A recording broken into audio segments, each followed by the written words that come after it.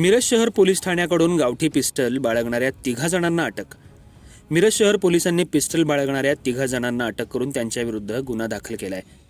मिरज शहरात रंगपंचमी सणाच्या अनुषंगाने पोलीस निरीक्षक किरण रासकर हे त्यांच्या पोलीस पथकासह पेट्रोलिंग करत असताना कमानवेस इथं फायर ब्रिगेड जवळ 3 इसम एका काळ्या रंगाची टोयोटो कंपनीची फॉर्च्युनर गाडी घेऊन संशयास्पदरित्या थांबले असताना दिसून आले।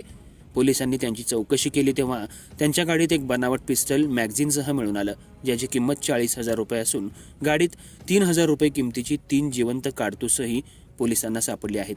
तसंच 1,71,000 रुपये किमतीचे 4 मोबाईल फोन देखील पोलिसांना मिळून आले आहेत। पोलिसांनी या तिघांच्या नावाची चौकशी केली असता त्यांनी आपली नावं अक्षय बजरंग खोत 29 वर्ष, थबडेवाडी तालुका कवठे महांकाळ जिल्हा सांगली, अमर उर्फ संतोष जयराम खोत वय 32 राहणार पिंपळवाडी तालुका कवठे महांकाळ जिल्हा सांगली, अविनाश बबन हारगे वय 28 राहणार मोरगाव तालुका कवठे महांकाळ जिल्हा सांगली अशी सांगितले आहेत। पोलिसांनी या 3 जणांना अटक करून त्यांच्या ताब्यातल्या 25 लाख रुपये किमतीच्या काळ्या रंगाची टोयोटा कंपनीची फॉर्च्युनर गाडी क्रमांक MH14GS 7171 या गाडीसह एकूण 27,14,000 रुपये किमतीचा मुद्देमाल जप्त केलेला आहे।